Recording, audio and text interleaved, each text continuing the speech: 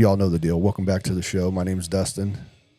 The LFG 1904 show here at Old Town Temecula Harley. Today's guest, we have Hogslayer, just slaying the hogs, dog. You know what I mean? Just slaying the fucking hogs, bro. Not the big girls. Not the Dang, big I girls. wasn't supposed to cuss. Damn, I can't cuss every 10. You're supposed to wait 10 minutes. Now this show's going to suck. Really? Yeah, if YouTube screws you over, dude. In the first 10? Yeah. Oh, man. That was I literally was about to say to you, like, hey, it's not going to be an issue, but just don't cuss for 10 minutes. And I say the F word. Idiot, dude. I probably would have beat you to it if you told me to try first. I know. Well, that's the thing, too. I don't want to, like, spook people, be like, hey, just don't cuss. And then you're like, fuck, shit, fuck, shit, fuck. You know? You know what I mean? Like, oh, I'm sorry, fuck, shit, fuck. You know? It's too late now, so you might as well let it you're run just like, out. fuck it. Okay, whatever, dude. Yeah. Like, whatever. Anyways, man, I really appreciate you coming on the show, man. Like we were having a little pre-party talk, right? But like the things that you're doing for the community is cool. I mean, and you're not doing much, right? But you're taking cool videos and you're riding your motorcycle everywhere. But the thing of it is, like, how many miles do you have on your bike right now? Right now, 141,000 and 700,000 miles. And what year is your bike? 2021. I bought it March 2021. Brand new. I got it with 6 miles on it. 6 miles on it. Yeah. And you just been riding the piss out of it. Yeah. Just go from place to place. Pretty rapid. I mean, is that your only transportation? Last year, I sold my truck. Really? I was like, there's no point. I put like 3,000 miles on it in like 2 years. I was like, this is just acquiring dust. And it was a diesel truck. You know how they don't like sitting for too long. No. So I had to get rid of it. Really? Yeah, so I ride all the time. The weather out here is pretty consistent. So like, you really don't need a car in California. To be honest. you don't. Yeah. You could shop in the back or two. Yeah. Yeah. I mean, nowadays, too, you just go to your phone and have your grocery shopping delivered to your house. Yeah. You know what I mean? Like, Instacart's godsend, man. yeah, I'd be like, I'm cool. Yeah. I'll pay the fee, dude. It's all good. Yeah, it's not that bad either. I'm like, I'll go there, I'll spend $100, I just give them 110, 120, and then I get the exact same groceries I want anyway. So and I'm not spending money on gas and like insurance and all that other crap. So yeah, I'm chilling. Yeah. Where are you from? I'm originally from Jamaica. So I was born in Jamaica. Mm-hmm. How long do you live there? Till I was about 14, and then I moved to Brooklyn, New York. Wow. Lived there for like 2 years, and then I did a lot of moving. This is probably why I enjoy riding so much. Right. Lived in New York for a little bit, lived in Maryland for a bit, lived in Pennsylvania, and that's where I got recruited from for the Marine Corps, and then from there, more moving. Yeah. Well, once you enlist, it's a wrap, right? I mean. Yeah, a lot of change. So my first duty station was out here in California, 2009, 2013. Then I went to South Carolina to be a drill instructor. Was there for 3 years. We're out in South Carolina. Beaufort, South Carolina. Oh, South Carolina. Yeah, Paris Island.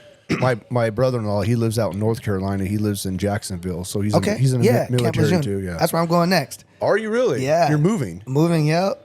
Really? Yeah. No more. I've moved so much, man. I'm just so accustomed to it. Why?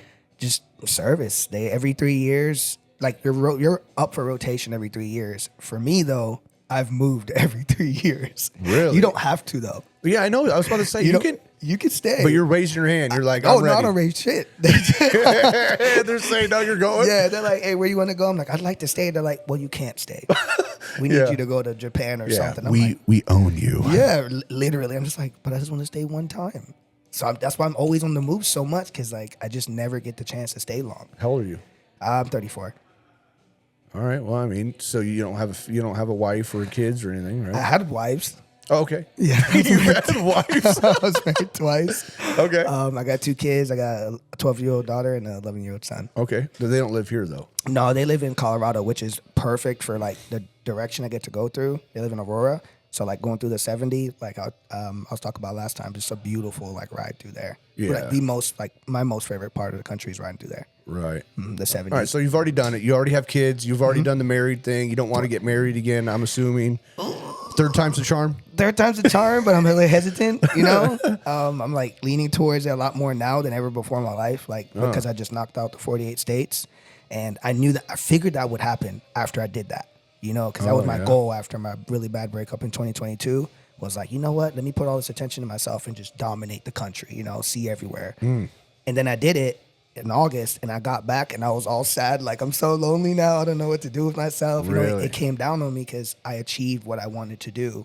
Right. So now I'm in a place where I still want to ride. I still want to be aggressive, but now I want to like share the triumphs and share those, journeys and stuff with the person that I have, and not just, followers and stuff. For sure, yeah. Yeah. You want to enjoy it with somebody else. Yeah. So would you want to have someone that rides with you or rides on the back? It's an important question. I would prefer to ride with me, because when you ride with someone, it's like a second set of issues, a second bike, a second set of tires, second engine. When it's just your motorcycle, then it's one singular point of failure, The person is worried about like whether or not they're tired or whatever, but then they're in the back, whatever, who cares, right? Right. So I'd prefer them to ride with me partially, not the whole way, because I'm pretty aggressive with the miles that I put down. I'm able to do like 800 pretty easy, no sweat, and I don't think that's fair to do that to somebody on the back of my motorcycle, unless they're down. Yeah. Yeah, unless she's down, then I'm down. Yeah, and most are. I mean, my wife is. She's down. I mean, there's only a few times where I can remember where she's like, all right, you know what I mean, tapping out. Yeah. It wasn't really that far, but I only ask that because I am the type of person that if I'm riding and my significant other wants to ride a motorcycle, which I have some friends that has happened, and like just the thought of crashing, and I'm like, yeah. I had a significant other once, and I watched her crash, and it jacked me up, man. Like, it jacked me up bad. We're not together now, but like ever since then, I have not been able to like ride with other people that I'm with. I just can't do it. And then I've had friends, like last month I had watched three friends crash last month, and I was like, I don't think I need a break from the whole riding with the homies shit. right. Yeah. I remember that video. Somebody just rear-ended your friend, right? Yeah, we were actually not far from here. We're coming past the checkpoint, and we're coming from San Diego, just chilling that night. And a car just came up on us super quick. He saw it, and then they just smacked him. And then we were on Cardo together, so I got to listen to him fucking tussle around till he stopped somewhere. And it's super dark after the checkpoint. You can't see anything. Right. I couldn't see anything. I could just talk to him, so at least I knew, he wasn't just laying up in pieces somewhere. Right. And eventually I found him. But yeah, ever since that, I haven't been able to ride comfortably at night with other people, especially if they're behind me. Did he have not like bright lights or what? I mean, I'm just trying to think about it Two because road I think about this all the time. Yeah. I mean, like I'm trying to be really aware of my surroundings and stuff, and that's why it was like the moment I saw you today and I'm like, damn, bro, you riding in that traffic all day, I mean, because I don't know, man, is the older that I'm getting, I swear I'm like splitting lanes sucks, dude. At first, when I first got here, I was about it. Going fast and just ripping through it and enjoy myself. And after seeing more of my boys like go down and get hurt, it's not been comforting to like watch them recover, watch their bikes recover, and I'm just like, I'm gonna slow down.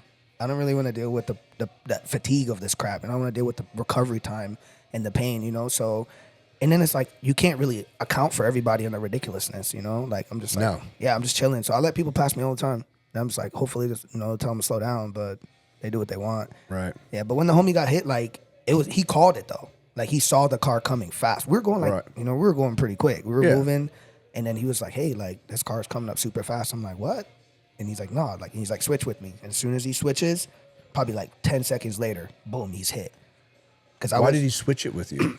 We were riding like side by side, and then we switched lane positions, and then he kind of like tucked back a little bit, like slightly back. Yeah. And when he tucked back a little bit, that's when he got hit. Wild. So when he tucked back was when he got hit, and I just kept going because the bike was chasing me down. He hit him so hard he flew off his bike onto the trunk of the car. Oh my! Yeah, and then damn. When he slammed on the brakes, then he hit the highway, but his road glide just kept going. So it was chasing me down. So I look behind me, and all I see is road glide lights chasing me down. And I hear, he's like, oh, fuck, because, he's doing the highway tussle, right? Yeah. And I'm just like, man. So his bike does this thing and crashes eventually, and I'm running through the darkness trying to find him, and eventually I find him in the ditch, and I'm just like, this is ridiculous, man. That's crazy. Yeah, and that's my boy. Like, we live together. We ride everywhere together. Really? Like, what a G, though. He's like, this car's coming, switch lanes, like, or switch positions with me. I was like, what's he talking about? He's like, that car's going up fast. Like, switch with me. And I'm like, what? I know, but what was his thought process behind that, though? Well, he told me eventually. He was like, he's like, I figured maybe they wouldn't have slowed down, so it'd be better me than you. Really? Yeah. So I was pissed. Pissed when he said that to me. I was like, really? That's what we're going to do? Because that happened. Yeah. You know what I mean? It happened. You took one for the team, but damn, like, I know. Did the car stop? No. Nothing from it. Nothing. And it was, it was so dark that no one else saw. There was like maybe 6 cars. So CHP asked us, like, You know, was it maybe because we were going slow? I was like, I want to tell you how fast we were going, but we weren't going slow. And then it wasn't super congested. 4-lane highway. It's huge. Yeah, and there's 2 road glides. So it's different if it was one. We were like so close to each other, you could see. There's plenty of lights. Plenty, and the lights are pretty bright on our aftermarket lights. So what time was it? It was before 12, so like 11:40. So we can probably guess that was probably in some intoxication. Oh yeah, you know, because we were coming back from Dago, just chilling in one of those spots down there. And in my mind, I was like, oh yeah, that dude was probably like on some shit coming from the same spot where we were. Right? Yeah, he was there too. Yeah, you guys. What if we? Oh man, could you imagine if we saw him there? He's like, oh, there they are. Yeah, right. Exactly. That's I never actually thought about that till now. That's fucked up, but. Man, he was on the hood of the car, and you can hear it just doing the highway tumble. Mm-hmm. Yeah, because it's a new rap song. You don't know about I think it's like always the same thing when someone hits the highway, even if. And I got the chance to hear it, and he was like, oh fuck, every time. I just knew he did a 360 because I kept hearing it. Yeah. And then when he stopped, I was like, okay, he stopped somewhere because that was like a subtle like breathing and talking. Perfect. And I'm like, where are you? He's like, I'm in a ditch. And I'm like, okay, that's good. I'll go find you now. Dude, I got a funny story. So that's nuts that the road glide still kept on going, which that happens often, right? We're in Sturgis. I'm in Sturgis. I'm going to go pick up my friend from the airport, right? And, dude, it was like, have you been to Sturgis? Yes. So we were at the Thunderdome, and the Buffalo Chip is right there on the hill, right? It's pretty lit up or whatever. And this old man on the strike gets plastered by a deer. Oh, and he's like laid out on the street, but I'm watching his trike go up the hill. I'm watching this. So I'm getting out of my truck now, and I'm watching his trike go up the hill, and then I see it veer off and just start bombing down a hill, bro. Yeah. And I was like going to the old man. I'm like, yo, dude, you all right? He's like, goddamn deer. And I said, yeah, the motherfucker got you, dude. Was it like a jump over? Oh, it was like a full on just bam. Oh, I hate when they sideswipe. Yeah, it was a side swipe for sure.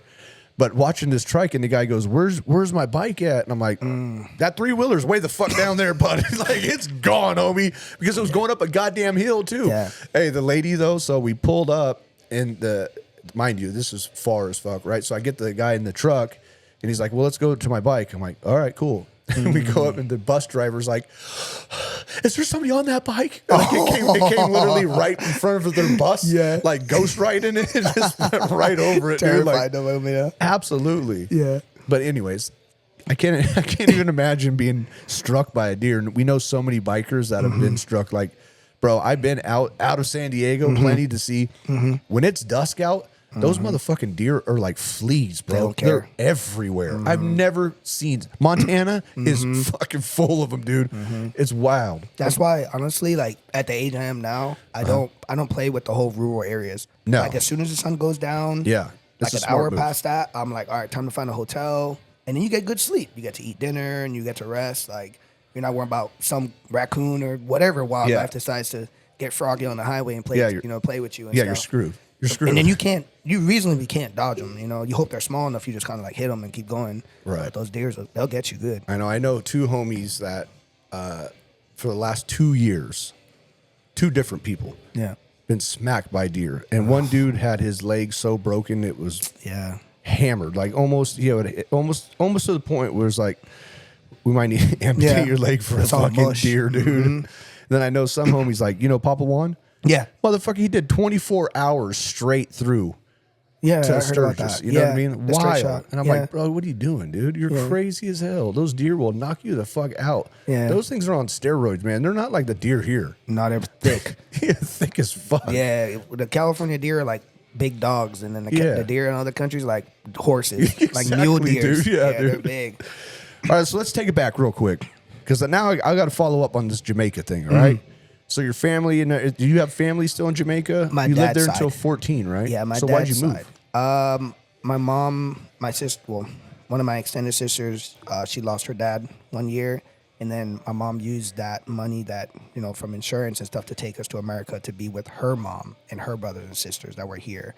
So she took us 3, and then took us to New York. And from there, we just got to be around our grandmother, which is my mom's mom, but all my dad's side, for the most part, all stayed in Jamaica. A couple of them live in like Florida and stuff in the United States.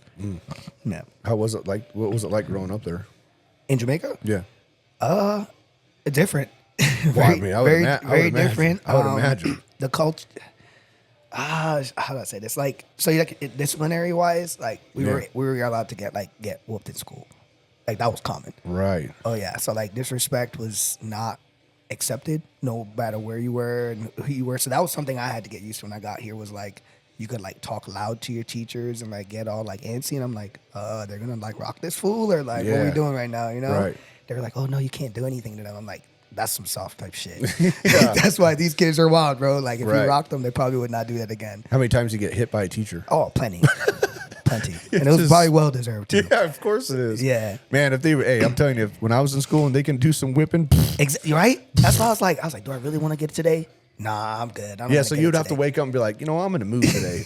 I'm fixing to get. And it wasn't beat. no soft stuff. Like the principal had like his tool of choice. Really? Oh yeah. It was a rigid, thick, like leather belt. Just specific for the whooping. And like you would go just to him and he would handle business and you go back to class. And then you'd probably get second dose when you go home. Oh, 1,000%, right? Yep. Because they was on call and then you're going to get the second dose. Yeah. There's no like, hey, so I just want to let you know, Mrs. Hogslayer, we done whooped him already, but he was pretty disrespectful. So go ahead and go get, you know what? Make sure you go ahead and give him more, you know what I mean? Just because. Yeah.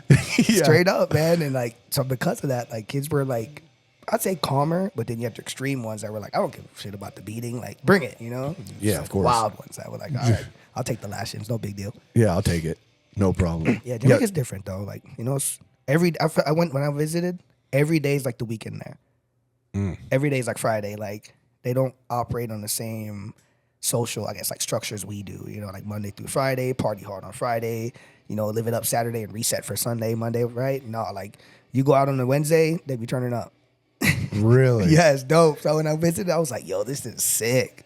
So I love it when I go visit. I mean, I've always heard some wild stuff, you know? I mean, like there's a lot of like Sandals and like there's some the resorts, some good resorts Yeah. up there, but I mean, I was always told like if you go to Jamaica, don't fuck around. Oh no, know what you I mean? get snatched. Like, Yeah. You make sure that you stay up in your spot, like because they say the same thing about Mexico. However, Mexico is pretty chill, you know, for most parts. You know, I mean, obviously. I mean, I know there's some certain areas of Mexico you don't want to fuck with, but you know, for the majority, you can just do whatever you want. But everybody's like, if you go to Jamaica, do not fuck around because if you leave that motherfucker, these guys will fuck you up. Yeah, I think honestly, after visiting a lot of places and meeting a lot of people from other countries, I feel like there's a natural inherent level of violence everywhere. You just have to know where you are. Like even in the United States, there are places where you can go and you could be extremely safe, and places where you probably should not go past sundown. You know, and I think other countries that don't have as good an infrastructure like we do with like technology and police officers and all this other stuff, right? They have it way worse. You know, reaction times and just desolate, low down, burnt down paces. And just violence is more common. So yeah, like it wouldn't be surprised if you're getting, you know, cut up by some fool that's just upset. Yeah. And that's just common behavior. Getting stabbed. Yeah. And same thing, you know, in Mexico. Like you might go somewhere where that's common behavior to get cut up. Yeah, I never quite understood that. I mean, people, you know, I was going down to Mexico and partying as a kid, like with fake IDs and stuff, dude. Like, the funniest thing ever, man, is like we had a group of guys, and I was probably like 13, maybe 12. Yeah. But my homeboy found a African American's ID, and he was like a heavy set guy. Yeah. And I literally got into clubs with that. They don't, and that's another thing. Yeah, I'm like they don't care. Dude, they don't have the same rules and regulations and structures like we like as strict as they are. So they're very lenient all over. This is all over. I think all over the world. Anywhere that's not like, you know, very metropolitan or super laid back, and they'll let you get away with like damn near murder, just short of actually like hurting someone. Right, you could get away with anything, like the whole drinking intoxicated or just public intoxication and fighting each other. Like you can swing on each other and they're like, stop fighting, go home. Right. Here you do that, you going to jail. Right. And you got to go to court and all that crap. You know, I miss the days where you could just scrap and go home. Like, we didn't, you know what I mean? I didn't kill nobody. Like, we just got in a little verbal altercation as men, and we're like, you know what? We should fight right now. You know? And you're like, all right, let's do it. Yeah. And that's it. Nobody like gets... the old backyard. Yeah. Like, come into my backyard real quick. Let's handle this in the back alley. You know, like, let's step outside. And like, all right, we're good. Let's go back stepping inside. Outside now, you're fucked because there's cameras over here, there's cameras over there. Susie's going to rat you out. Like, don't get it fucked up. She's already doing this with her phone. Like, I was just man, I hate that's why now like I don't rage. I used to be real bad with the road rage stuff, like on the bike when someone cuts me off. But like now I'm just like whatever, man. As long as they don't touch me, I'm like whatever.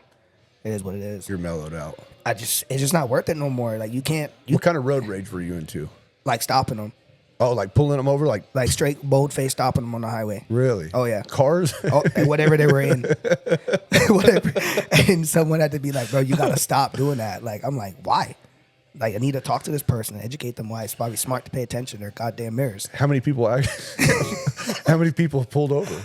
All of them. Oh, they did. You never squared up with? Allegedly, did you square up with anybody? They never got out the car. Perfect. You know, but I was like, if I'm gonna stop him at that point, I'm ready for whatever comes next. You know, like that's the mindset I was in, and I was like, I gotta stop doing this shit, bro. Like, this is not smart. And then I just stopped doing it one day. Yeah, that's probably good. Yeah, it's actually really smart.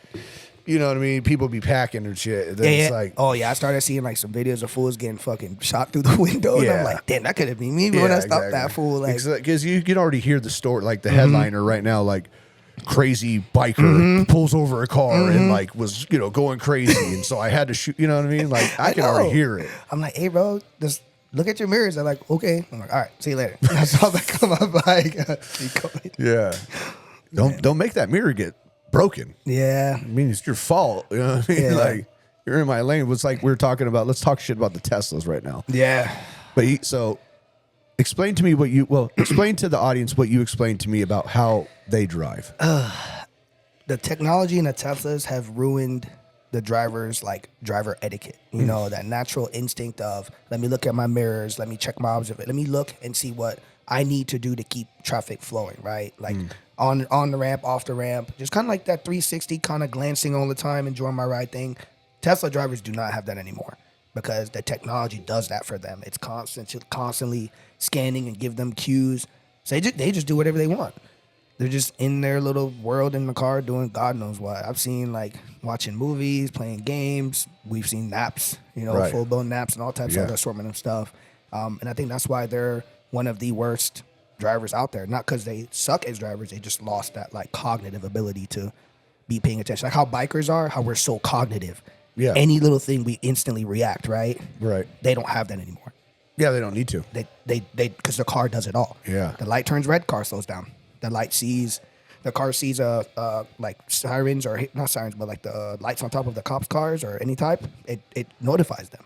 Anything at all. Cones notifies them. Speed limit notifies them. So they don't have to pay attention to anything. So if they're not paying attention to simple things, guess what they're not paying attention to? Us. Yeah. Yep. They're not looking. So that's why it's clear as day. So I mean, people are very, very, especially in San Diego, man. Like they're really respectful. They'll like move over. But I noticed today, and this was why I brought it up, because I was like, these goddamn Teslas refuse to move. Not paying attention. You know what I mean? To where like the opposite car, in the right lane, he's actually moving so I can get around. But I thought to myself today, I'm like, why is all these Tesla drivers being such assholes? Like they were literally pretty close to the lane, but I guess that makes perfect sense. Like they are on autopilot. I know I brought up to old Hogslayer, just one of my, I remember the video of the guy driving down on the 5 freeway, passed out, full on pillow. Like this is wild. And I'm like, dude, I don't know. Like I'm the type of guy, bro, like I can't even sleep in the passenger seat. I'm fucked off. Like my fear is like I'm going to die in a car accident. And it's been since I've been a child. Like I can't sleep. There's no way. I've been in the vehicle tons of times where I've had people falling asleep at the wheel, and like I remember grabbing the wheel, whatever. So it's like a constant fear. I don't know how you. I trust this. Yeah. Just go ahead and do the doohickey, and we're just gonna drive and get us there. Well, I'm sure when they first get it, they probably have that like uncertainty. Like when I was talking to Taylor, he was like, "I never use my cruise control," and I'm like, "What?" He's like, "I don't trust it." I'm like, that means you don't use it often. So I feel like the Tesla drivers, after time, they use their technology, they feel it out. They're like, oh, this crap is really safe. And then they just lose themselves into the technology, not like have a balance of let it drive me, let me feel comfortable, but still scan my mirrors and pay attention. Right. No, they're like, no, I'm in my own world. Yeah. Screw everybody else. I'm on Facebook right now. You know what I mean? like doing probably work, whatever. Knows? Like just the assortment of things. Well, it makes sense. They're like, well, yeah, the drive from San Diego to Temecula is not that bad because I'm not even driving. I'm straight chilling. Yeah, it just cruises on its own. And then it's a perfectly postured lane. So instead of like keeping to one side like we would prefer in a bike, right? Sure. No, they're dead center in the lane. And I can always tell when on autopilot because they're perfectly centered. Right. And I don't even get mad about it. I'm like, all right, I'll just go around. I'll wait for the other Well, car. I mean, now I will, bro, Yeah, because I man. was like really mad. I was like, dude, I'm going to fuck somebody's mirror up. You know what I mean? Nah. Like, Oh, and then they're the worst. You don't want to punch their shit. yeah, exactly. Because there's cameras everywhere. Yeah. Fucking, my homeboy, fucking dude. He went. It was it just rained the night before, so there's a little bit of water in like the little gully. You know what I mean? And then the fool just got this Harley, and he got on it and spun out, and we were able to watch the crash through the Tesla because he hit the car. So the insurance is like, oh yeah, well this is what happened. You know what I mean? Yeah, You man. smacked this car. I'm like, bro. Yeah. There's cameras everywhere. They've saved a lot of, I will give them this. They've saved a lot of bikers when it comes to like capturing footage of accidents and stuff because there's just so many of them all over the road. So Yeah. I've had a lot of friends that has helped them like win their cases from Teslas catching That makes natural sense. video. But they are, some of them for the most part, be the worst too on the highway. I've also seen them clean bikes up. I've seen like even videos coming down to 15. This like guy on like a BMW like GS type bike just got cleaned. Hit him so hard his helmet flew off, torn pad flew off of the bike, and it was at a slow speed. But she switched so aggressive that she just smacked him, and the pieces on his bike just went flying. So that's the point. So that car, I mean, it should identify if there's a motorcycle.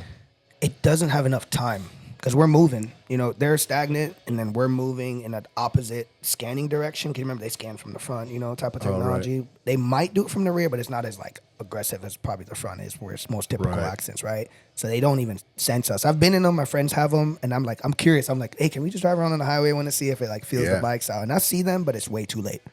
Way too late. Wow. Yeah. So we have to. I'll be honest. If I see a Tesla, I automatically slow down.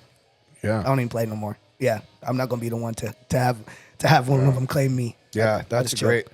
I mean, honestly, that's great because I mean, now just having a conversation with you, like I'm going to be more aware too because I don't want to mess with anything that's controlled by the computer, bro. Like you know, there's gonna things that can happen. Yep. You're gonna be screwed. Your bike might be the one that's just slightly too small or whatever, or in that blind spot, and then you're the one getting smacked. Right. Yeah. and Have you had any close calls? Oh yeah.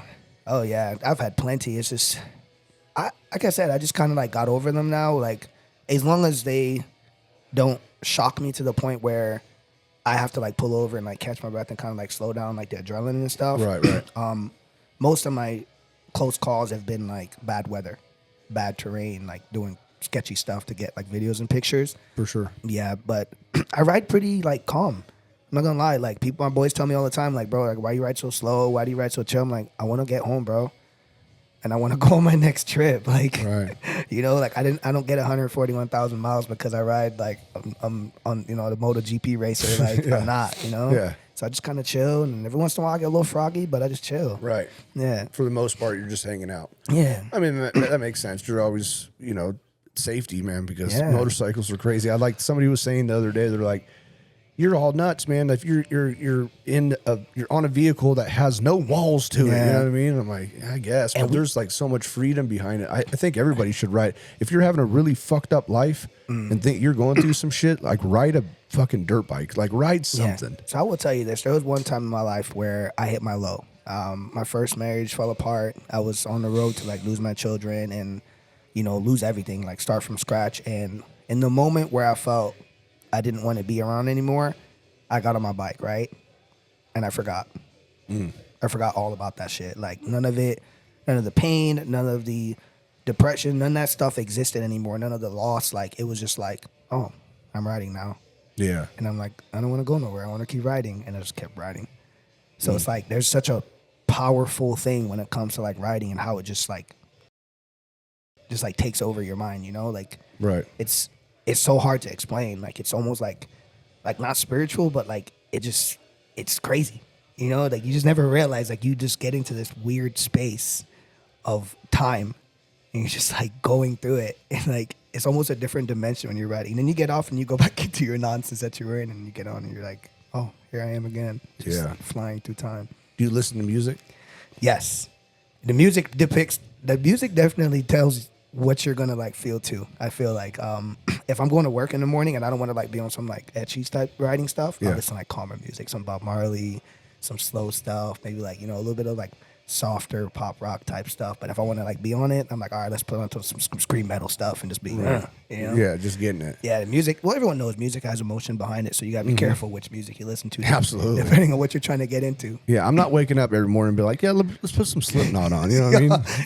Those mornings when I wake up Kids are and thrown against the wall, Yep. wife choke slam, like, fuck it, let's go. I'm baby. going to work with violence today. Yeah. Like there's a rhyme to the reason. So like I've had Jace on, Jace Fast Life.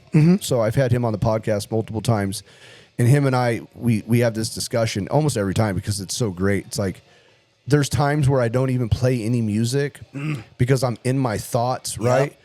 Especially when like going to a trip or even having like the volume down. Like I still want something because I'm the type of guy like, did you hear that? Did I hear that? You know what I mean? Like, was that my bike gonna break? Is that my wheel bearing? Am I gonna fucking lock up? Like my head just goes crazy. Like some days I'm like, I should probably not be riding a motorcycle because I'm fucking wigged out, Yeah. But anyways, we always talk about like what we're thinking of on that journey. Yeah. And it's like it's always like the first 5 miles are kind of like, did I forget something or my significant other, and then like they just keep. Like the more we go, the further they get away into where you're just like in open space. Yeah. And it's kind of like what you just said, like that third dimension. Yeah. Bro, it's like my eyes, like I just see shit different. You know what I mean? There's no better feeling being on an open road. And for me, it's like the desert, like always riding into, I think it's because when I travel, I often go that way. So when I know that I'm in the desert and it's flat and I can see the mountains and the horizons and all this other shit, right? And I just know like I'm not at home and I'm just fucking getting it. And it's always great for me like to look over and like you see your homeboy right next to you and you're just getting it. Yeah. It's hard to explain what the feeling with riding with someone like you care about, you and your boy, and it's a shared passion, right? It's different when like I meet other riders because I meet a lot of riders and then we ride together. But when I ride with someone that shares the same level of passion as me, like taking the pictures, stopping, doing some biker shit, like just like living it up, and then going back home, like, bro, that was epic. Don't tell nobody about that shit. That stuff you can't put money on that. No. Like there's no time, there's no amount of money. And then what if you don't go? I think I hear sometimes like if you don't go, you never know. Like I'm always going. Right. If I can go, I will be there. Yeah, bro. You straight LFG a lot, bro. Yeah. I'm going. Like, I swear. I'm like, people tell me about stuff, and I'm like, yeah, I'll be there. Right. They don't even convince me. Was that probably the lowest time of your life, though, into your divorce with your kids and all that? Yeah. My children, like, the connection I had with them, they were always involved in everything. So, like, I was never, like, a compartmentalized dad where, like, the kids were the kids, and then I was the dad who was, like, dad and kids. Like, anywhere I went, they were with me. Any of my hobbies, they shared with me. So, when I lost that, I had to figure out, like, what do I do with myself now? Like, this is what all I cared. That was my natural state, was to be a father, It was my dream, and then it's like, now I lost that consistency of it. So I had to figure it out, and then what did I find? Riding. Yeah. Lots of it. Right. Visiting places, seeing places, which I enjoy. It doesn't even compare, though. I will say that. Right. There's no comparison to being at home with your children and seeing them grow and having them tell you sweet things, because when they grow up, they don't tell you that shit no more. It runs out real quick. Right. They only tell you. I know so many people say that because I have young kids. They're like, enjoy it right now. Enjoy it right now. I don't hear nothing nice no more. Yeah, bro. no. Except, hey, do you mind giving me some money? I'm like, when I hear something nice, I'm like, well, what do you want now? Honestly, I'm like, dude, you don't have to sugarcoat it no more. Like, don't soften me up. Just tell me what you want. Like, we're at that age now where we can have those conversations. Right. Do you think they're gonna ride? Oh yeah, I already have. So my first dream bike was my V-Rod. I bought it, and I've always like envied people that have things passed down from their family. Not like crazy stuff, but like just something. For sure. And so I kept it. So nice. One of those kids will start on a V-Rod muscle.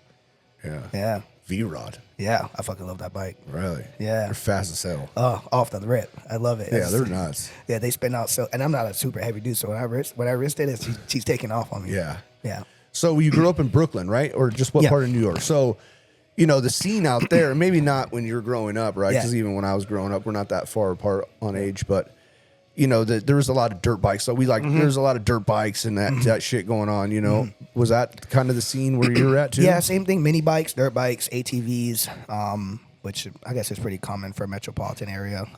There's a decent Harley scene, but it's very specific to areas. I'm looking forward to being a part of it because it's different from California. I was on the East Coast for a bit when I was in Camp Lejeune, North Carolina. I got to feel it out, but then I had to go to Afghanistan and go to South Korea after that, so I didn't get to like experience too much of it. But now that I'm going back, I'm like very interested in. Oh, you're going back to New York? Well, I'm gonna because I ride so far anyway. Yeah, I'm gonna be able to like go and like I see. feel out these different areas. Yeah, I got you. Where are you moving back to?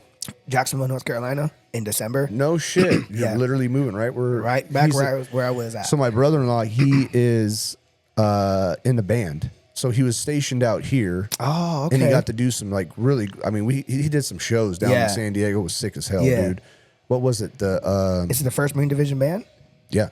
Oh, okay. Yeah. That's dope because I was with Division before, so I got to see them all the time play. Yeah. So I think it was the day that Trump got shot. Yeah, it was. So like we were there and he played and like, bro, downtown San Diego was just going nuts. Like it was really cool to see. You know?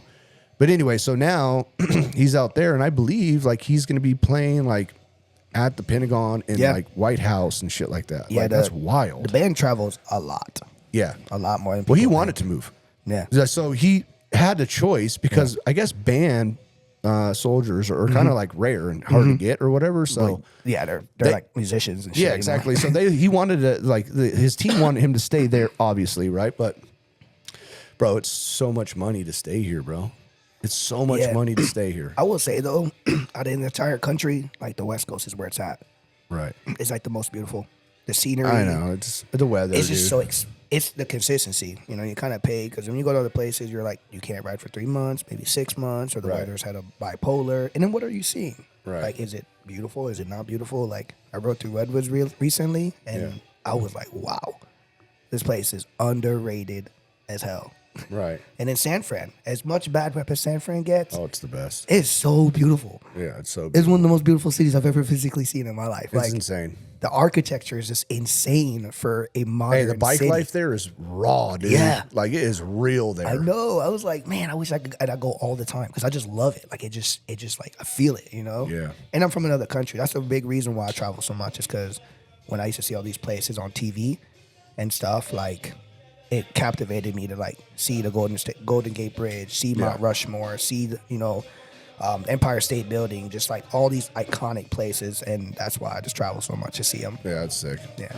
I mean, that's cool. I mean, I want to get into like all your fun traveling spots, but now I'm like interested. So you're going to Jacksonville. Yeah. What do you do for work? I guess the best way to put it is like I'm like a logistician / accountant for the Marine Corps. Oh, okay. So I track government assets, manage them, and then I also spend money and like repair those assets as they break down and stuff like that. Okay. Yeah. So track items and spend money. So you're not going to war. Shit, if it happens, we all go. You know what I mean? Right. But everyone has their purpose. Everyone fulfills their function. But if it does, like I've been to Afghanistan twice. It wasn't. It's not like the guys that are running around kicking doors down and stuff. But inherently, it has its its hard parts. But it's not nearly as bad as like the other dudes. You know what I mean? Yeah. Yeah. Yeah. I mean, going to war and all that has to be one of the most insanest, difficult, scariest things ever. It's it's weird. It's a bittersweet feeling to like share that bond with another band or woman. Like there were moments where like we were doing something and they told us like there was a risk that we wouldn't like die from it, and like we were smiling together. Like that's wild to think that in that moment where death could have been imminent. Absolutely. Together, we looked at each other and we were like smiling, like, all right, what do we do? We're like, fuck it. Yeah. We're in it now. And we just, that moment bonded us for life. Yeah. Like those dudes, like if they ever called me needed something, I wouldn't even second guess it. Right. That like this, like it's crazy. It's a bond that, I think riding motorcycles with another person is the closest thing to that. Right. Because you're legitimately risking some of this crap we be doing together. Absolutely. We're like, oh yeah, we're bonded for life after that shit. Yeah, 1,000%. Yeah. Yeah, it's always great. Like when you're on a ride and you're doing some crazy shit and like you turn to your friend, As a matter of fact, like, so I had my buddy Taylor Thrasher come on the show, right? And we met off Deer Springs, off the 15. Yeah. Me, him, Taylor, and Taylor from Shifter Crew. We all rode in and we were fucking getting it. And we get off the exit and we're like looking at one another like, fucking, what's good, dog? You know what I mean? There's that feeling that you like, get. We just made it, brothers. Yeah, you're like, you're all like deep. And you're like, oh, bro, we're going to tell each other this story. We're old as hell. There's been a few times where like we're all getting it and we'll stop someplace and I'll be like, oh shit, you know what I mean? Like, So I went to Oregon to go see Brad. I love Brad, man. Like, yeah, that's shout out. that's my he dude, is man. the greatest dude. I met him once, and I was like, bro, you're in my life for the rest of your life. Like, I hope you know that. Like, Totally. You're pops now. So I went to go see him, and he took me on this ride. And I'm not gonna lie, that they had me fucking nervous, bro. Like, they were ripping, and I'm like, bro, y'all ride like this all the time? He's like, bro, we were going slow. I was like, I'm not coming back. This is the last time I come visit you guys. I'm not coming back. Bro, they were ripping, bro. Hey, those Oregon boys don't play, They dude. don't. Bro. He's like, these are like farmland riding, and you know there's hairpin turns in the farmland lanes. It goes from like sometimes they're wide turns, and sometimes it's like hairpin 15 mile per hour, like true ass turns, and just fucking getting them. I'm like, I gotta get it back, man. Y'all gonna one of these turns gonna be my last turn. There's a couple times where like I'm in the curve and I'm like on the other lane, but I come back. You know? I don't like fixate for too long and then like do the rookie stuff. Yeah. But there's been times where I've had to like grace myself into the other lane to get through that curve, man. Like they'll look at you, and be like, you're looking down, like, I don't know what's happening. I'm like, Bro. I popped my peg or something. You know what I mean? Bro, they were just all embarrassed. You're like sliding into the other lane. But I expected it though. Like they seem like the mobbing type. You know, some of the homies like for me, it's like I ride and I enjoy myself. I kind of like dabble every once in a while with the shredding, as I call it, the mobbing. But some of these dudes live by that. Absolutely. Like that's the riding for them. They don't give a shit about the scenery. They don't give a crap about. They want to go through the canyons and go as who can make the record, who can go down the fastest. And they're used to riding in weather. Mm-hmm. You know, so I mean, Brad's crash. I would love to have Brad back on the show because he was a great guest for one. And I told him I hope he listens and watches the show. He needs to start his podcast. Yeah. Because he has fantastic stories. Oh my gosh! But for him, like to go in between cars because there was no other way in a turn. Yeah, bro, that's like, as you know, motorcycle riders, that's one of the scariest things when we're in a blind turn because you're just like, damn, all of a sudden you see brake lights and you're fucked. It's instinct, you know. But for him to go in between the cars like that and come out with a pretty severe broken leg, right? Yeah. But you know, something else probably could have happened. So my buddy Frank, he's from here too, right? And listen, we rip, but we have some friends that rip. Like some dudes that like, I will see you down at the bottom of the hill. Like straight you are insane, right? Yeah. So Frank he's ridden with all of us. And if you ride with somebody like that too, you're going to, it's going to feed off you a little bit. Yeah. But like Frank went up there too and he just like fit right in, you know what I mean? Yeah. Like just getting after it and showing them like, you know. That's good, man. Yeah, we can rip too down here, you know? Yeah. And I give it to him, you know, like there's a guy I know his Instagram's called Whole Shot, and like he rips with like other sport bike riders when he goes through the canyons. Oh, right. And his shit's like super lifted, so he's just dragging with these dudes, right? Wow. And I'm like, he's inviting me to rides. I'm like, bro, we're not the same. Stop inviting me to your rides, bro. Like I'll come and take videos and pictures of you and like meet you at the food spot, but you would be waiting for like 25 minutes. Yeah, right. Like my bike's not meant for that. It's not, you know, constructed like that. I want to put a lift kit now since the last time I rode with them because I just wish I had like the forgiveness of like the lean angle, but I don't because the suspension it's aftermarket, but it's not raised. So now I'm like, man, you need to get some 2-overs on that thing. Yeah, I need to, man. Set it up a little bit. Yeah, because I'm like, we're going through the curves and their stuff's super lifted, both of them. I'm just like, that's why they're dipping like that. You know, they have the forgiveness. The moment I try to dip too far, I'm gonna hear something. Yeah, you're gonna scrape. 1,000%. Yeah. Yeah, those baggers look really good when they're 2-over 2, boy. Yeah, they're thick. But I'm like, I'm not super, you know, I'm not tall, so my concern just get is up on like, there, you know what I mean? Just I know, jump but up on there and go. I like the feeling of having my feet like as planted as possible on the ground because it's like a control thing for me, like coming to a stop versus like the whole tippy toe thing. And then like backing up most of the time sometimes, right? But you can't do that. Hey, come and help me, dog. Yeah. But you know, I might do it or even if I do one in the back, you know, 2 in the front, 1 in the back, kind of give me a little bit of grace in the back. Right. Yeah. All right. So when are you moving? I have to be there by December 15th. Bro, that's it. Yeah, I'm done. Done. I'm in my 30-day window. Yeah. Wow. And I'm riding too. Oh, of course you are. Yes, I am. So all your stuff is gonna. I mean, that's another thing too. So you're in the military. You don't do a damn thing. No, I actually just filled out the paper. They stuff pay today. for everything. Yeah, they'll come grab it. They'll come pick it up. You know, move it for me, and then I'll ride across the country, and I'll be like, all right, I'm here. Oh, dude, you're gonna be riding in weather too. I love it though. Absolutely. I feel like it's like biker baptism. Yeah. I truly enjoy hard weather. Really? Like I don't like comfortable rides. Okay. Yeah. Why is that? It just I can't remember it. It's boring. You know? Like if it's scenic and nice, then it's different. Like I can take nice pictures of it, but if it's just like a long just nice ride. I'm like, this shit is whack. I need some fucking rain. I need some tornado warnings. Oh, there's gonna be tornado warnings. You know what I mean? I'm Believe down. that. I love it. You know, I need some like maybe some hail here and there. You know, I'm like, all right, here we go. That's real biker shit. Though. I love it. That's I'm real like biker feeding shit. off of it. You know, and I'm like, all right, maybe I need to pull over now. Yeah. So what are you gonna do? How many miles are you gonna do in a day to get there? This time more than ever, I'm gonna take my time. Okay. Yeah, I've got about 7 days to get from here to there, which is nothing. No, that's way too many days. But I'm gonna take my time. I'm gonna look at some places I want to see. This is my last time potentially for a while coming from west to east. So I'm gonna take the southern route, which I don't take very often, and go see maybe some historic cities, some historic landmarks, plan some spots out, and just take my time. Yeah. Get there when I get there. How cool that just if you have people following you along, like be like, yeah, I'm going to go to this destination. I think this is also cool. Like people like yourself that are, all over the internet and they have a good following to where you can actually like meet some people that follow you. You know what I mean? Like, hey, I'm going to go here. If anybody like that would be kind of cool to like team up with like Law Tigers, right? Yeah.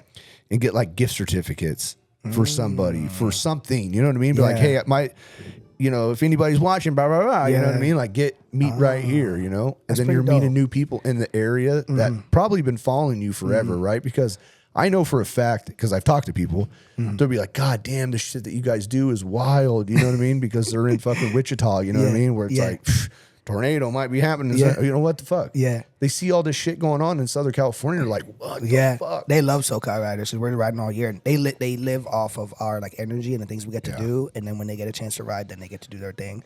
I had a guy that was supposed to meet me in Ohio.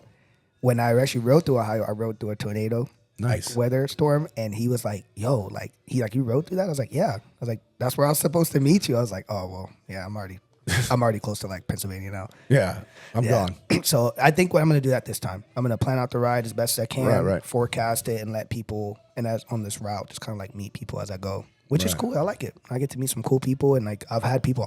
I'm weird to it because it's my first time meeting and interact with people. I've had people offer me their homes, offer me to stay, and I'm just like, oh, yeah, kind of weird to like get that over the internet and stuff. So I think. Do you drink beer?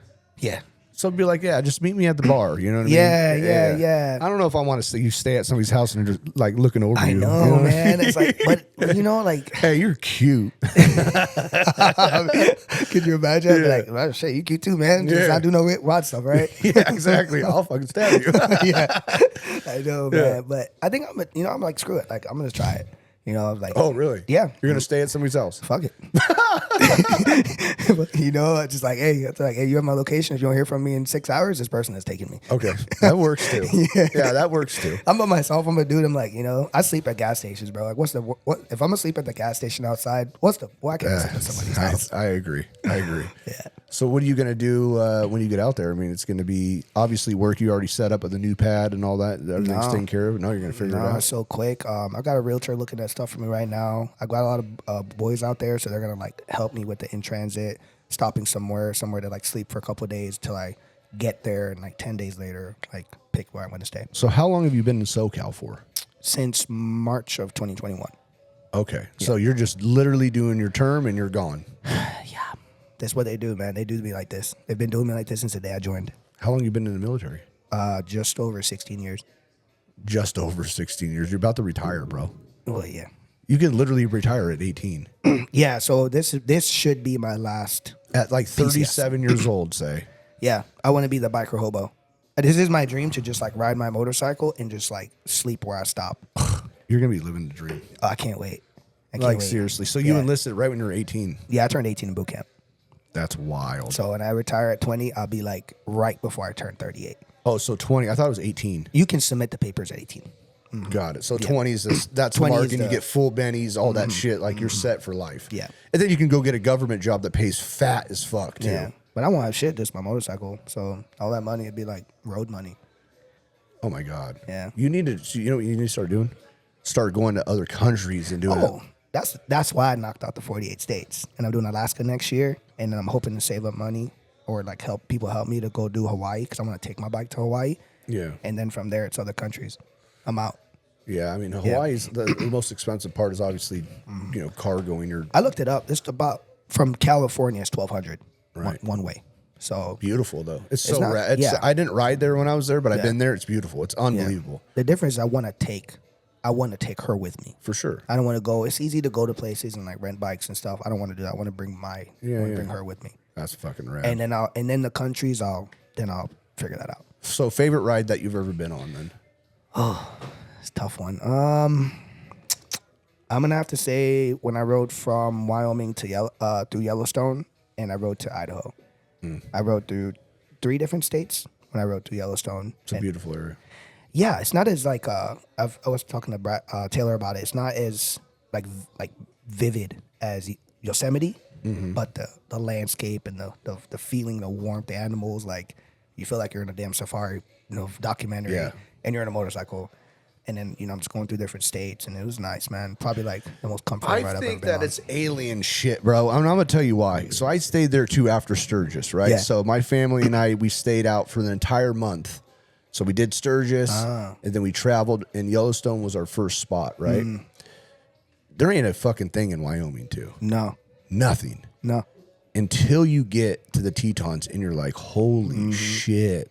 Beautiful, right? But the volcano, I don't know what it is, bro. And none of my stuff in my trailer was working, too. It's prehistoric. It's wild, though. Yeah. The place is bizarre. There's zero reception. Yo, like, that zero. And, I mean, the fact that if that erupted, like the entire pretty much world, but United States would be fucked. Yeah. It's wild to think about how many animals that are there, too. I mean, our camp spot, we had big-ass elk just cruising through. Yeah. The buffalo, right? I mean, I cannot even imagine, bro. I Yeah. saw so many people, dude, on Harleys, and I'm like, wow, what an experience. It was, and I got lucky because I knew a lot of people that went through there. This is why I know my passion is not just like a thing of like taking pictures. When I go to places, I get to experience stuff people just wish they could do. People tell me like, oh, I wish I could see the buffalo really close, or I wish I could see the volcanoes do certain things. And every time I go, I don't know what it is. I get to see what people wish they could see. Like I had one so close to me, I could get off my bike and touch it. Yeah. And I'm just like, no one ever believed me. So I had to take a video of it. Right. No one ever believed me if I told them that, Right. And it was just like, I just get these amazing experiences. Why? Because I just go. Yeah. Yeah, I take the chance and I go. So the next stop is probably one of the best rides you'll go on, I would imagine, is Alaska. Yeah, I'm excited. That one's probably gonna beat my bike up though. I guarantee she'll get dropped once or twice. Oh, I've heard that, which leads me to like what I want to do with her after that.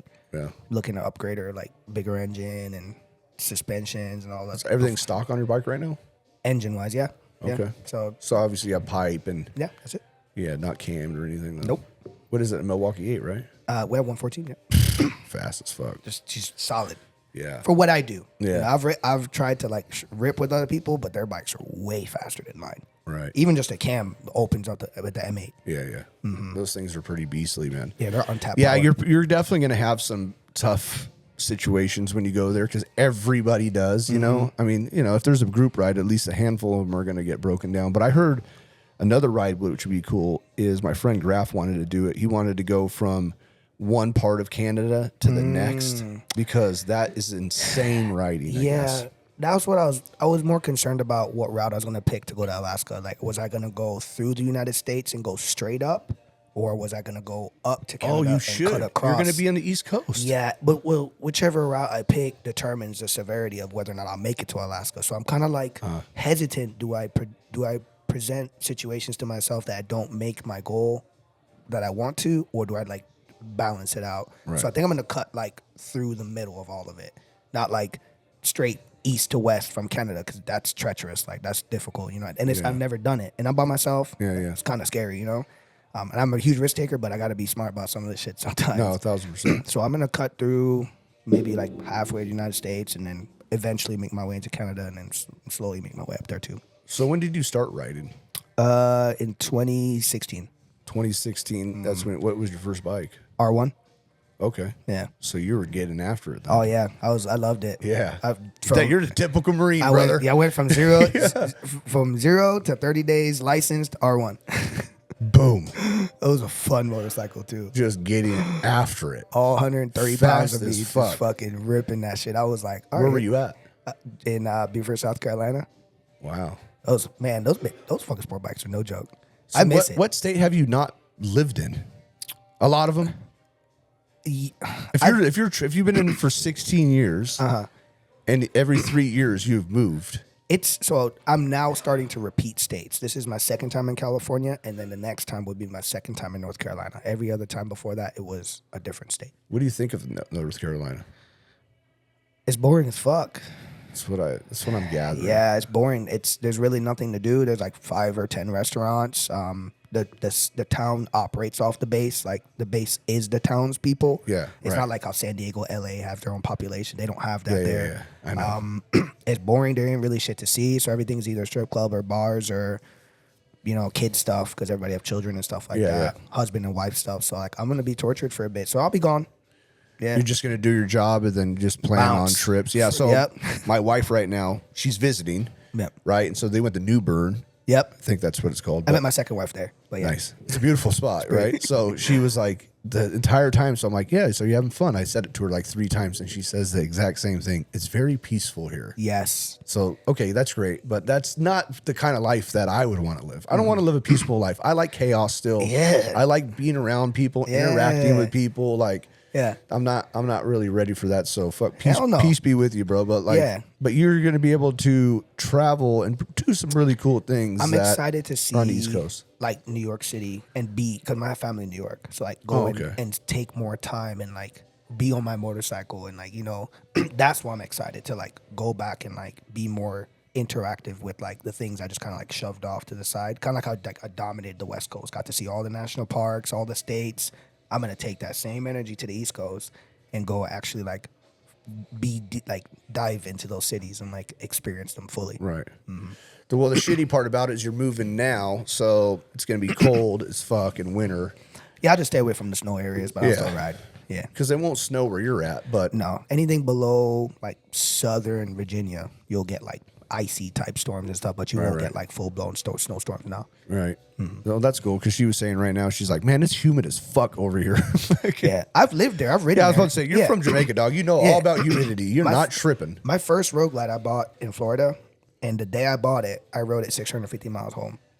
Wow. From Florida. That's when I knew I was set. I was screwed. Oh, yeah, you're fucked. Yeah. You're like immediately had it in your blood. You're just like, the guy, tap the fucking. They were like, where are you going to take it? I was like, I'm going to take it home. And I told them where. They were like, you just bought it, though. I'm like, all right. So, and so, yeah. And I put 28,000 miles on it in 1 year. Yeah. Yeah, so. This is a hard question, but I like to ask this because I mean, there's really not. Anyways, you can answer it however, but it's like the people that you meet like along the way, like, how does that make you feel? Because I know for me, it's like that's the community itself is like so special. And like, you and I are sitting down having a podcast because of this community and it might be one individual, right? But like as many times as you traveled and you're probably seeing all these other places and whatever, like what is that experience like? It's once in a lifetime every time. Like you said, like I'll sometimes meet amazing people because of motorcycles only, nothing else. And then sometimes I meet assholes. Yeah. You meet those other types that are just really weird type of people. But I live for the moment when I meet those great people. Yeah. The Brads and the Taylors. And like now I get to meet you and interact with you. And I met some 2 Lane Life guys. Not just like the 2 Lane Life on fucking Instagram and TV guys, but like got to talk to them personally because of what I enjoy and what they enjoy, right? The connection of the passion is what makes me do it. Because I just never know who I'm going to meet and how great that person is, like, and I'm in a people person business. Like I meet Marines all the time. I've met hundreds of people in my career. Right. Now I get to carry that because I'm going to have to be done with this crap at some point. How do I build those connections now? I do it with motorcycles, and I can be honest. Like I've met people that I feel are more important than family at this point, just from motorcycling. Yeah. Yeah. Yeah. It's wild, man. Like, like starting my clothing brand, it's like, we rode motorcycles, but we want it to be like an active wear, and the community just like surrounded us. I mean, so like I said to you, like I'm in recovery. So when LFG kicked off, it was like everybody in recovery buying a t-shirt to support the 3 guys that started it, right? 1000%. Okay. And then the more that we were getting involved, so like we would do really big pack rides. Yeah. And this was like during COVID, right? So everybody's like, oh my God, we had so much shit. Like people like, you're going to kill somebody. Like, shut the fuck up, dude. Like, I'm not going to sit here and listen to this. We're going on a ride, you know? Yeah.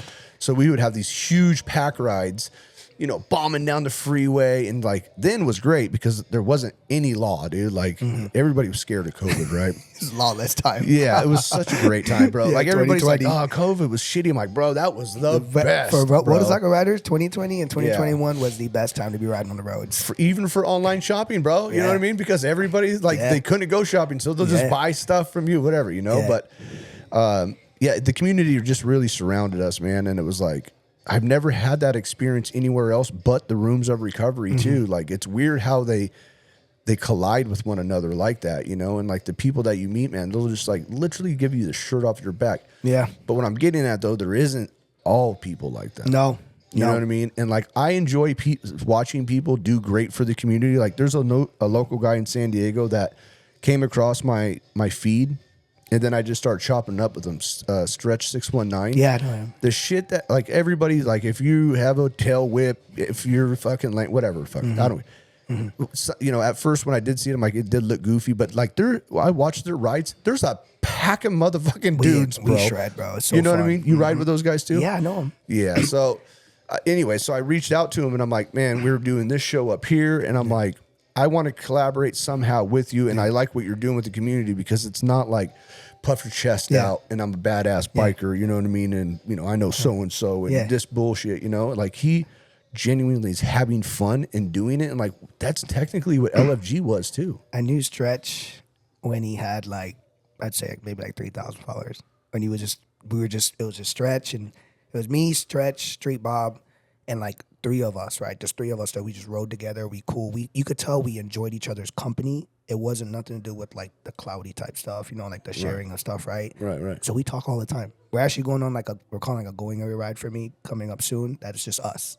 That's so cool. You know, so it's like, it's cool. Like you said, like, the perception, like, they'll see on Instagram or social media is like, oh, these guys are just, you know, ride and take videos and whatever. Like, yeah, bro, like, we love it. So we share the fun part, but, like, there's a personal part of us. We're not gonna give that to everybody, though. Like, that's what makes people feel special. You know what I mean? Like, so when they call me, they're like, oh, we're gonna do something simple. I'm like, all right, let's go. No questions asked. I'll even change trips to just be around them. Right. Yeah, they're cool as fuck, man. Like He's a good dude. Yes, and what I enjoy seeing is, like, people actually genuinely wanting to help people. Yeah, man, he's a good dude. You know what I mean? So, like, some of his videos I've watched of, like, him pulling over and, like, not even in a camera view, but like to check on a biker. Like, I don't give a fuck. I know tons of myself, even included. Like, I haven't stopped. Yeah. You know what I mean? Like, I'll be transparent. Yeah. But, like, for doing that, and maybe it is the camera, but that's even better because it's just making you a better human. I'll say this. He's got a genuinely good heart, because why? I refuse to spend my riding time with people that don't deserve it. I'm a huge believer in that. I will not go on rides with people that I do not share that connection with. So, like, when I met him and the other guys he rides with, I mean, like, these dudes are like, I talk to them all the time. Like, we're just so connected because we just like each other. We have each other's phone numbers. We talk about, like, personal stuff, just not just like social media crap, you know? Right. And it's like you said, like, you build those true connections with people, but you never meet each other unless, like, you stumble across each other on social media sometimes. Totally. So last weekend we had a memorial ride, and he was like I invited him for the ride. And the reason why is because, I already met him here at the show. He's a great guy. And then actually getting to talk to him, it's like, wow, this dude's, like, really special. Like, he's cool, man. And so I invite him, but he's so respectful. He's like, hey, do you want me to have the camera or not to have the camera? You know what I mean? Like, he wanted to be a part of the ride or whatever. But I'm like, absolutely, because the daughter wanted to see, you know, his daughter couldn't make it. But I just like people that, and then him and I were just getting to talking, and it was just like, but we're both humbled. You know what I mean? Very humbled, and, like, not boasting, no flex. You know what I mean? Like, very having a conversation, like, and that's what's cool. Like, I hit him up a little while ago. I'm like, we need to get you on the podcast. Yeah. And I hope that, like, the things that we talk about, like, transpires on here too, because like, to see, first of all, not that many people even see what he looks like. Because when he does live videos, he doesn't even have his face. I know, and he does them with me. People come in from, like, hundreds of them. I'm like, damn, bro, they really want to see what you look like. I know. Yeah, he's a cool. But like I said, when I met him and I was like, bro, y'all are so cool, bro. Like, why y'all so mysterious? Like, right. You know, we're all talking about, like, weird stuff. I'm like, I should tell him y'all. Because, you know, I take videos too, and, like, I get their, you know, I catch their faces sometimes. I'm like, oh, you guys are killing me, bro. These are such amazing bro times. I can't share none of it because all your fucking faces. You don't want to see. Yeah, but they're cool, man. They're really cool. The mysterious Stretch 619. I call him the local menace. Right. Yeah. He's just, like, he's cool and calm, but, like, he's got, like, You know, he got a little wild side to him. Absolutely. And I love it though, because it's a perfect balance of like this like excitement and just like a really good dude. Right. That's what's so cool, man. Like community is just there's no better community. I'm sorry. Like the people that we meet, man, like you said, they almost become family, you know, like we're talking about Brad, right? I mean, everybody that I've met in Oregon has just been so solid.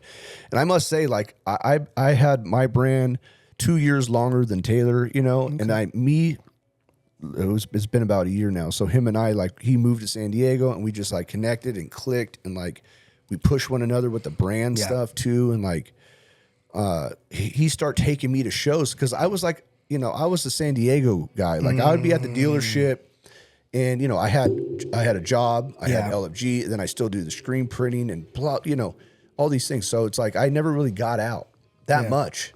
You know what I mean? The furthest I did a show was like, you know, in LA maybe. I don't know, whatever. Yeah. So he was like, no, we're going to do this and that and that. And so I did all these shows, man. And then I would start meeting all these people and like, you know, it's one thing to like have friends like on Instagram, but like another thing is like to have their number and text them and be like, how you doing? You know what I mean? Like everything good. Like Brad does to me on a regular basis, bro. Yeah, Brad. And this is why when I met Brad, he was like, he was like, I'm so starstruck. You know, talking to him, I'm like, Brad, are you ridiculous right now? Like you are the epitome of a famous, humble person, bro. Like everyone comes up to you, they hug you, they shake your hand. And you're not just shaking anybody's hand. You're shaking like all the owners and all these important people. And then they're like, oh, that's a guy with a lot of miles. I'm like, I am nothing compared to you, bro. Like, you know, and he's just so humble and he's such a great guy and he gives really good advice and he's never one-sided. He doesn't give the advice to control your success. It's always he wants to give it to you to surpass, you know, to become better and watch you win and be happy for you. And like, I'm just like, bro, like, oh, you're such a good dude, bro. Yeah, like, I know. You know, and he has all his friends are like that. They're so supportive of each other. And I just love when I'm around them. It's just such a healthy environment. And I'm so happy I got to meet them. And actually, like, I tell them that they were my entryway into the industry to, like, meeting the companies, the ones I like that are very supportive of the passion. And, like, I love it now because now I get to share with other riders that maybe don't have that direct connection with companies and can talk to them. Connect them. Yeah, you know, and I get to, like, do that. And I love it. Like, you know, it's just amazing. I love the community. I love everything about it. I love the good people. And just, I can't get enough of it. And I can't wait to just continue it. So... With the basically it's like your brand too, right? Your social media. Like, has there been anybody that you've met that like really like helped you out along the way, or?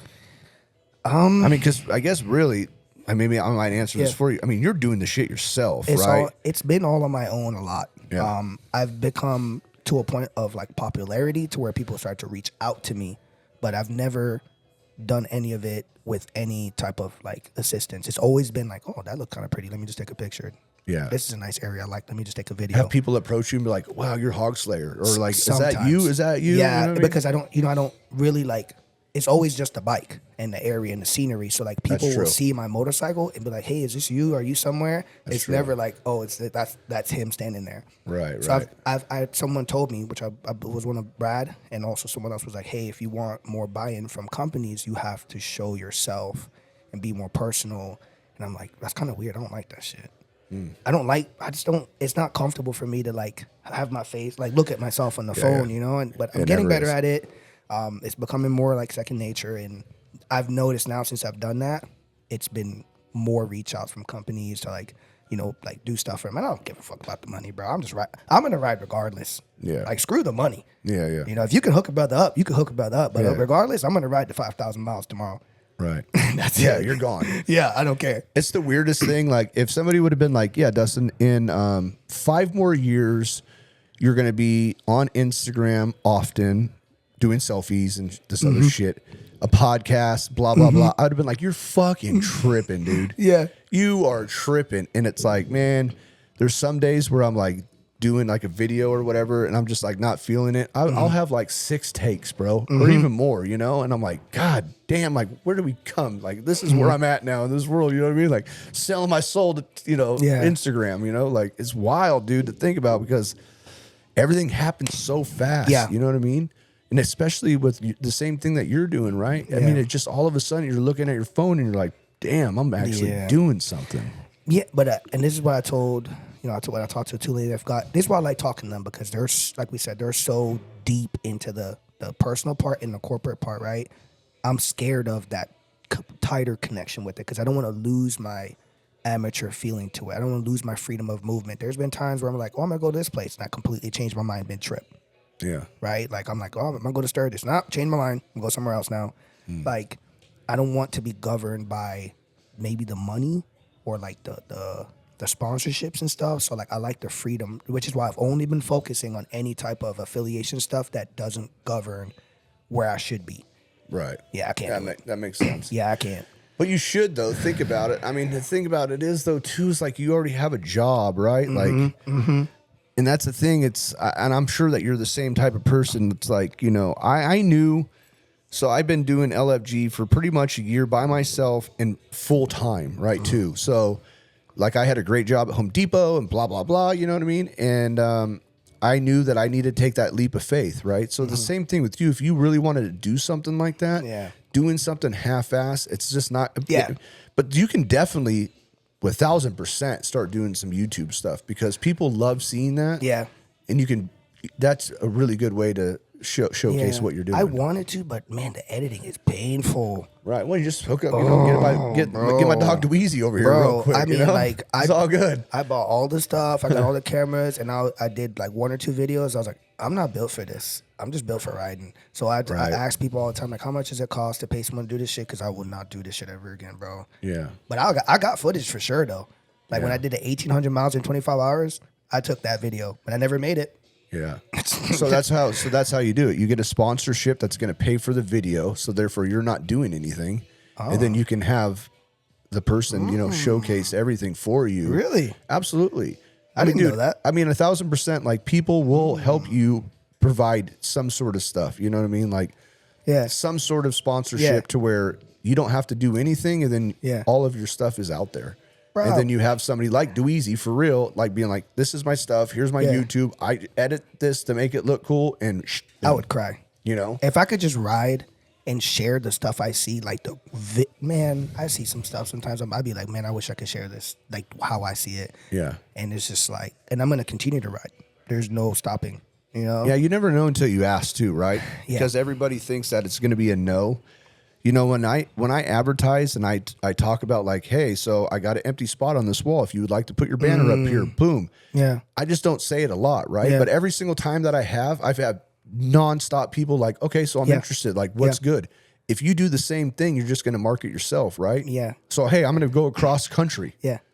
Know what I mean? Like, even if it's a sponsor, like, you want to help me fill up my gas and I'll give you a shout out. People love that shit. So I did that. I took that leap of faith with Dunlop. Okay. And they did that the last trip.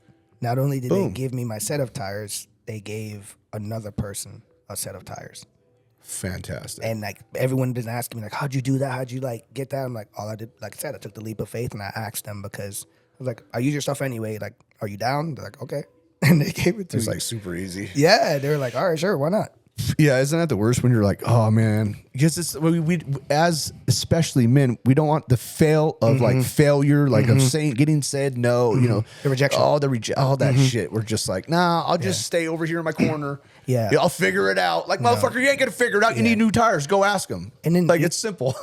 The female riders, I don't know, they don't like me calling that, but like the female bikers or whatever, right? The ones I know very personally. It's okay. When I spoke to them about it, they were the ones that were really like push. I'm not gonna lie, they helped me a lot with like how to market myself and who to ask for help and different things. I don't know about that shit, you know? So they were like, yeah, just ask the company. What's the worst they'll say is no. And I'm just like, all right, fuck it. So one day I sat down and emailed and messaged so many companies and about like 50% of them came back and said, yes, we'll work with you. And I'm like, holy shit, like they were not lying. So, yeah. I think, I mean, honestly, like with the female riders that are influencers, man, like I think that the ones that I follow and I have a lot of respect for, like for them to do what they do with not like showcasing their body. It's hard. It's really hard, but you know what? They're very successful and people really pay attention and honestly like take them serious. Like I know a few ladies that came to a bike show and like they put their bike in and it's like they're having conversations. You know what I mean? Like, and it's not a shot at anybody. I don't want to ever do that. But the thing of it is, it's like you can influence and do whatever you want, but don't be mad when you're not getting the same sort of attention. Yeah, because you're only getting the attention what you're doing based off what you're showing. Like, Exactly. what are you giving everybody, and what are they taking in from you? So it's like, people are like, how are you not more popular? How are you not more sponsored? I'm like, because I feed a certain demographic. Like, I only feed enthusiasts that like to see pretty places. Yeah. I don't feed, like, maybe I don't feed thrill seekers. I don't feed, people that want to see beautiful women or whatever, Like, Yeah. I just feed a certain demographic, and it controls my level of growth. And that's okay. Yeah. Because that's what I want to do. Because that's what you want to do. Yeah. Yeah, exactly. Yeah. You're not pressured or anything like that, So, yeah, I mean, honestly, man, like the things that you're doing, it's like, I've said it numerous times on the show, it's positivity, and you're like doing things that most people can't. Like, they're watching you from afar. Yeah. You know what I mean? They're watching you from afar. And then especially like when you start getting on your platform and you're getting real, like, and I remember you said that. I remember listening when you were saying it about the guy that just switched lanes for you because I was watching you on Instagram. And it's like, those are really cool because it's like personal, Yeah. Like you start getting that personal piece with like all the great photos that you take and the videos too. So like, man, the sky's the limit, man. It just depends on how much you want to go with it. But Yeah.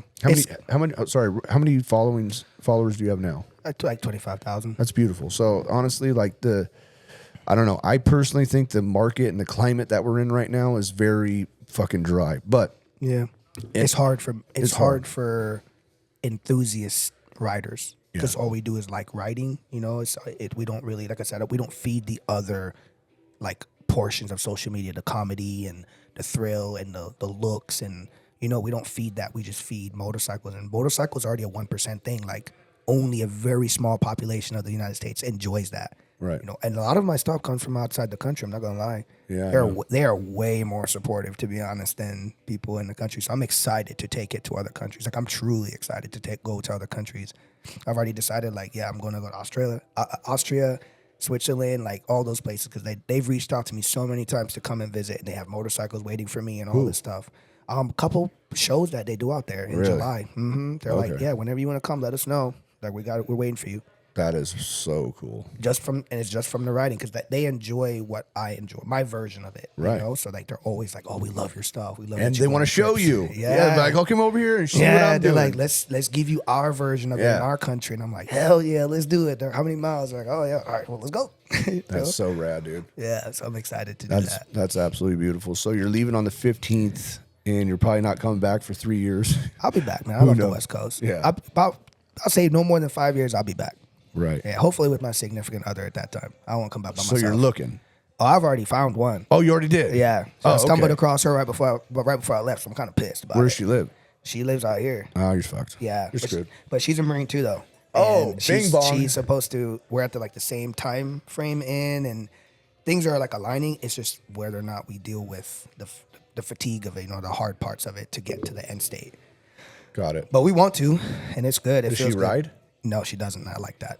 Okay. You said I like that. Yeah. There's something. Yeah. Nothing against female riders, but they're rigid, boy. Like, Yeah. They're not soft. No. They're not gentle. No, dude. There's something about riders overall. Fuck the gender shit. Like, we're just some rigid motherfuckers, and when we don't want to budge, there ain't no pushing us. Like, Yeah. Dude, especially women riders, man. Oh. Like, they're some of the toughest and baddest people ever, dude. Like, I mean, women in general, like I say this all the time on my podcast, like, so women in recovery, they go through some really vile and gnarly shit, right? Like the bottom of the bottom, and then like to watch them grow. Yeah.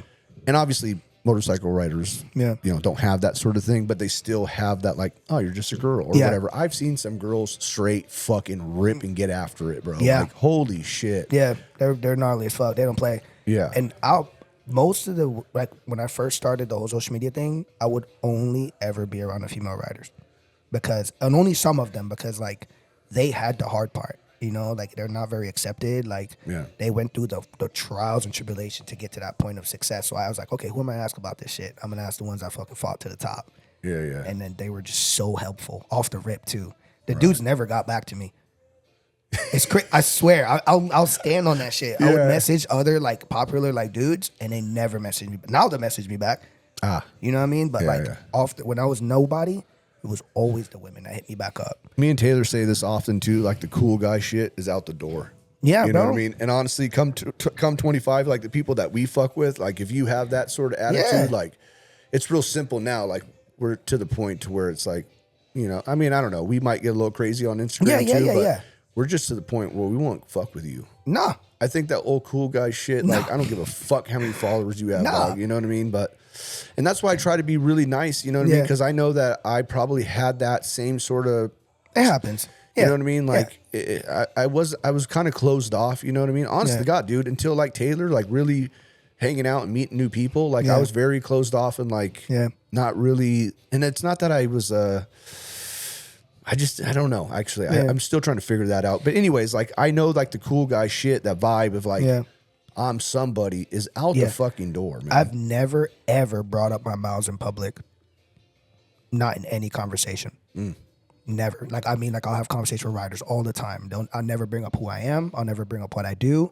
And then someone that knows me will then be like, yo, like, this fool's been to here. He's done this. And they're like, he never said that. I'm like, what do I need to? Yeah. Yeah, if you hear about it, you hear about it from somebody else. Right. Yeah, you're talking to the guy that just wants to talk about motorcycles and riding, right? I don't care. Yeah, it's like before the show, you're like, well, it's all good, dude. I can do this. Like, you're comfortable, right? Everything's all good. We're just talking shit. I don't care. I mean, I try to get personal on, but you're just like, yeah, I fucking, I mean, we're moving on. But it's all good. No, I'm down, man. The thing about it is with podcasts, it's like, we said it before the show, and I'll say it again. Like, we actually sit down and have a conversation to where we might not if we were in a different setting. Yeah. You know what I mean? Yeah. To where, like, people didn't know that you had 2 kids and a messed up marriage. You know what I mean? Like, there's nothing worse that a person can go through with a breakup, you know?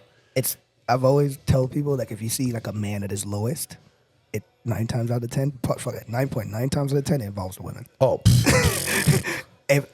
when I went to jail, this is a funny ass story. When I went to jail and I was talking to, like, the other dudes in the cell, like 95% of them were in there because of women-related situations. Yeah, of course. It's always a woman. I'm like, what you in for? He's like, oh, this is a girlfriend. This is my wife. This is my ex. I'm like, bro, we're all in here because of women. I was like, we need to shake on this right now. We will never come back to jail over women again. They were like, all right, deal. Didn't even know these dudes. And we just didn't, but they probably did. I can guarantee it. I hope not. I'm tell you right now. I was talking to him. I was like, man, I feel so bad. I was I was like, I'm not coming back here. Dude, some of the most controversial situation things have always been involved with a woman because men have the biggest fucking egos. We have the biggest fucking egos, bro. We do some silly crap, man, to like prove things to, like, women. And I get it though, you know, from, like, I think it's like a primitive thing to, like, want to feel that acceptance and the manhood thing, you know? So we do wild shit. Like, probably not stuff we shouldn't be doing, but 1,000%. It happens, man. It comes with you too. I ain't doing that shit now though. Yeah, no, I try not to. Nah, it depends. If I'm, you know, if it's like a defense thing, it's whatever. But if it's like some, like, egotistical type stuff, no. Yeah, no. I try to stay humble, man. Like, especially, like, the older that I get to, it's kind of like, man, I kind of been there, done that, you know. And it's like, I don't like going to court. I don't like, man. It's just not. It's like I tell people, like, I think the time I grew up in, I wish I could have grew up like 40 years ago, where, like, you could have, like, done a little bit of wild stuff and, like, go overnight cell, you know, like, all right, I went to jail overnight, they're gonna let me out. Nah, it ain't like that no more. Nah. You're gonna pay that 15 grand and whatever. So there's this plastic flooring, right? It's not linoleum, it's probably some thick shit, right? But it has a very distinct smell at San Diego County Jail. And every once in a while I'll smell it and it triggers me so bad to where I'm like, I don't ever want to step foot in a jail cell again. Nah, bro. You know what I mean? And I have plenty of friends in recovery that do a lot of work for prison systems, and they're like, Jesus, bro, what a great feeling, like, to hear that gate shut, but you know that you're gonna go home. Yeah, because there were so many times I was locked up and I was just, like, counting days, like, I want out of here, bro. I felt like a fucking trapped human, bro. I never take for granted the ability to walk on the sidewalk.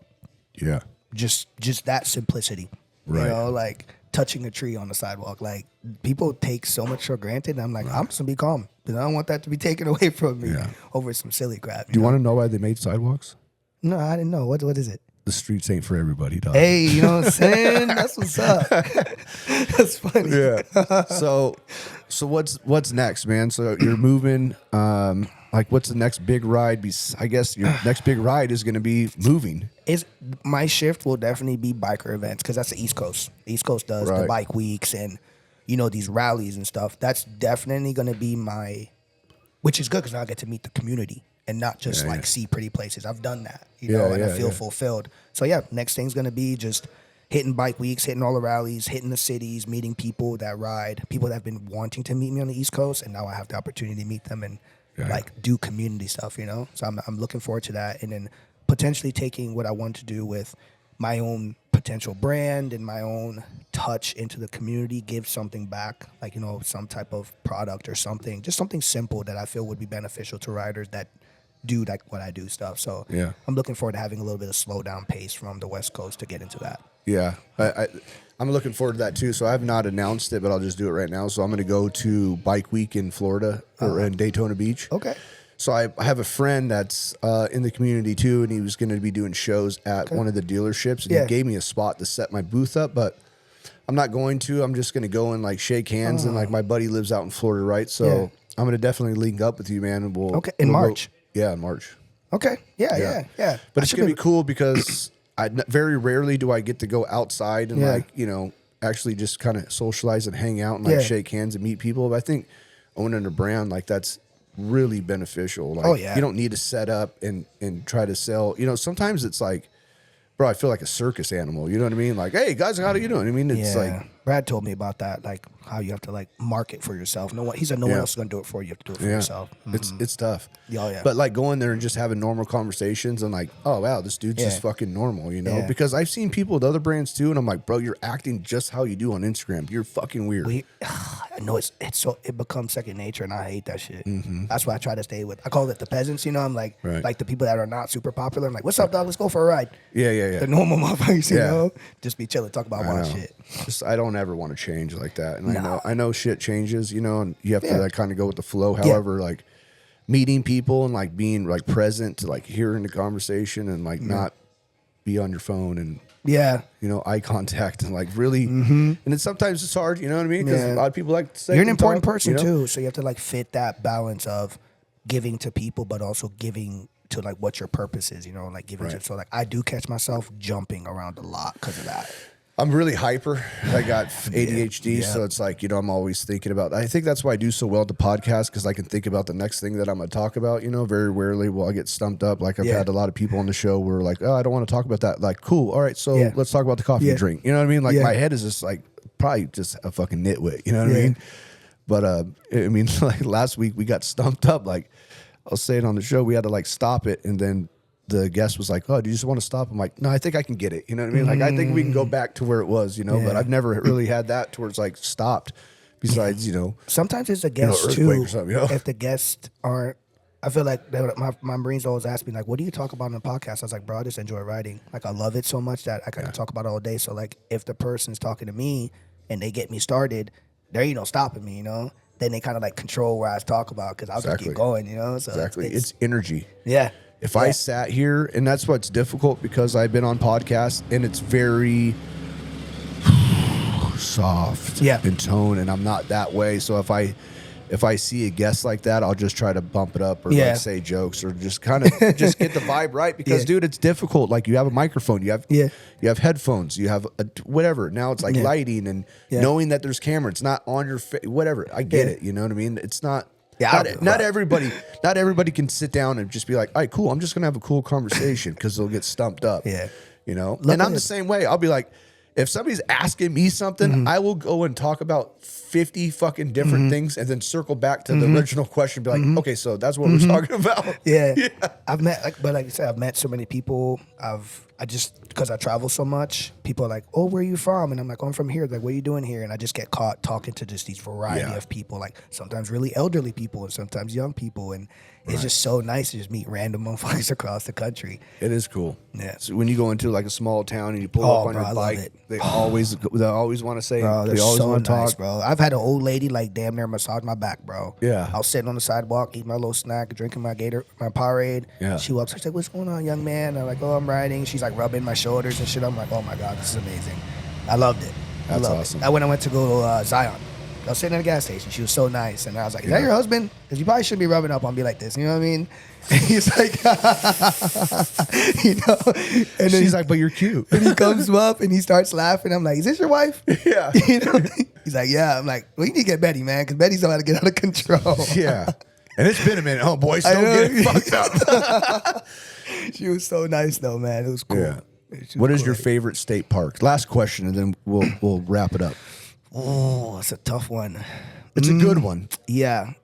I'm going to have to say Yosemite, man. I'm going to have to say Yosemite. It's just, you're in a different time. Like, I feel like a fucking dinosaur when I go to Yosemite, man.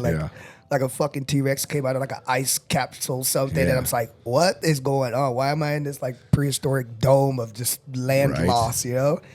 Yosemite is where it's at. That's another spot to where I'm like, bro, this is like dinosaur alien shit, right? Yeah. Like these rocks are created. Yes. Like we did an LFG ride where Taylor came on. This was like a couple years back, right? And it was after I want to say it was in 22 when we got, or 21 when we got a lot of rain. So that's why I went. every river and waterfall, bro, were just pumping, dude. I got some sick pictures in 22, dude, because that's when I went. I'll show you the video. Me and Taylor were riding right by the waterfall, right, and this reel just blew the fuck up. Like it just blew up. But it was like, what an amazing place. Yeah, like seriously amazing place. I can't put that place in words. I just tell people, look, find the time and go. Here's when you don't go, you will not be disappointed. Right. That's it. And every way, which way there, the ride is beautiful. I take one picture there. I think about every time I take one picture, about 20 riders go after that. Yeah. They see it. They're like, yo. I'm like, you have to do it. They're like, there's no way I'm not going to see it. I'm like, okay, you won't be disappointed. You know how it was. They'll send me pictures. I'm like, I told you. Yep. I love that. I love that shit. Because I'll be like, have you rode to Yosemite yet? Absolutely not. It's a must. Yes. It's a must. And it's not that far. Yeah. I'm like, oh, bro, it's like right down the road. Like people in other countries wish they could go there. And I know.